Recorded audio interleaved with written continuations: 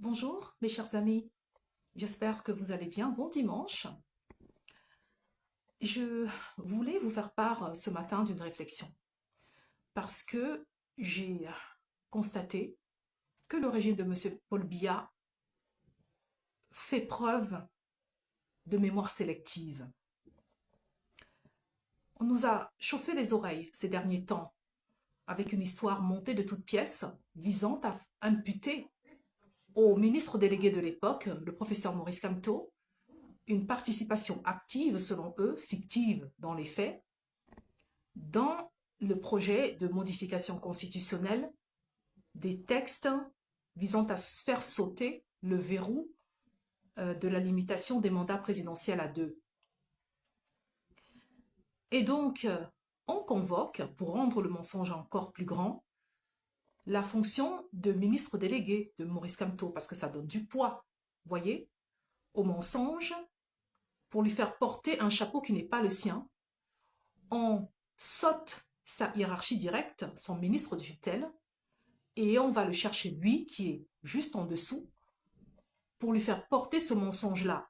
Vous voyez, ce qu'ils sont en train de faire là, c'est un peu comme si, au MRC, lorsqu'on a besoin de l'avis de la personne la plus autorisée à parler au nom du parti, eh bien, on va sauter le président national et on va venir me trouver moi, par exemple, secrétaire national. Vous voyez, c'est exactement ça.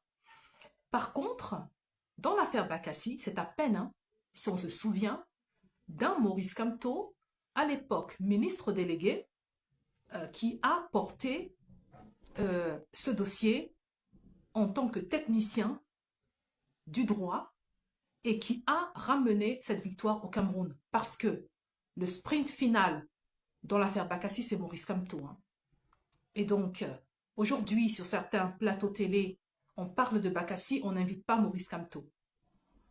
On diffuse des images de l'époque et on s'arrange à ce que Maurice Kamto n'y figure pas. Vous voyez, heureusement que les archives sont là et qu'on ne peut pas mentir aux archives.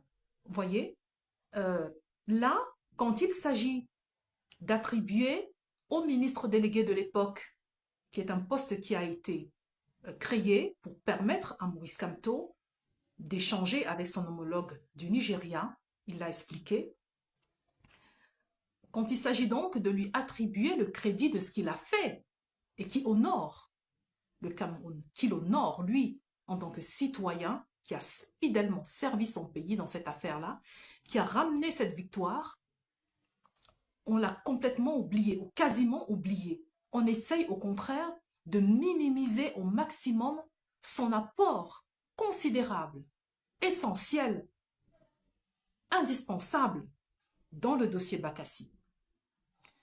Et donc, tout ça, en fait, me fait un peu sourire. Parce que je constate qu'il y a beaucoup de distractions en ce moment sur la toile. Et malheureusement, nous tombons dedans. Quand ce ne sont pas de gros mensonges que l'on fabrique dans les cabinets noirs et obscurs du régime de M. Paul Biya, eh bien, ce sont des règlements de compte internes au RDPC que l'on vient nous servir. Et pour que la distraction devienne virale et attire, on s'arrange à toujours introduire le nom de Maurice Kamto dans ces histoires-là. Parce que tout le monde sait que Maurice Kamto, son nom fait vendre, son nom nourrit des familles, son nom attire des foules, son nom apporte de l'audience. Et malheureusement, on tombe là-dedans. En quoi ça nous concerne, les histoires internes du RDPC? Ce sont leurs affaires là-bas. Est-ce que nous en étions là? Mais je constate que beaucoup d'entre nous se mettent à partager ça partout et cela nous éloigne du coup de l'essentiel, à savoir inscription massive sur les listes électorales, afin d'aller voter le moment venu et de se préparer à défendre notre vote. C'est ça qui devrait être notre préoccupation actuelle. Parce que le RDPC sait qu'il a, en la personne de Maurice Kamto, un adversaire de taille, un adversaire coriace, qu'on ne peut battre que par la fraude électorale. Le RDPC ne pourra jamais gagner à la loyale avec un Maurice Kamto en face Et ça, ils le savent très bien. Ils le savent. C'est pour la raison pour laquelle ils montent des mensonges comme ça, de toutes pièces, pour le décrédibiliser au sein de l'opinion nationale et internationale et de tenter de faire baisser sa cote de popularité auprès des Camerounais. C'est ça l'objectif. Donc des distractions comme celle-là, il y en aura encore.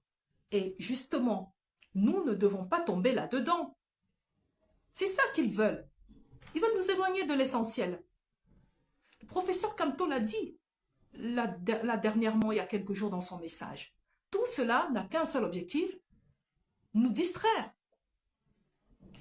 Donc, recentrons-nous, reconcentrons-nous sur l'essentiel autour de notre candidat, parce que quoi qu'on dise, aujourd'hui au Cameroun, le MRC est la seule force politique qui s'oppose véritablement au régime de M. Paul Biya.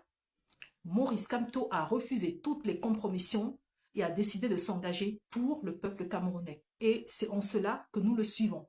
Et d'ailleurs, moi j'ai toujours fait cette promesse.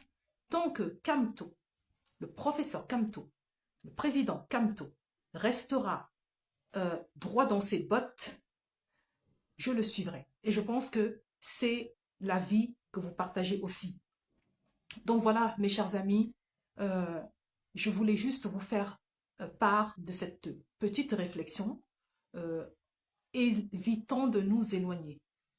Voilà, ça va être comme ça et ça va s'intensifier à mesure que l'on s'approche des élections présidentielles. Il y aura encore beaucoup d'autres distractions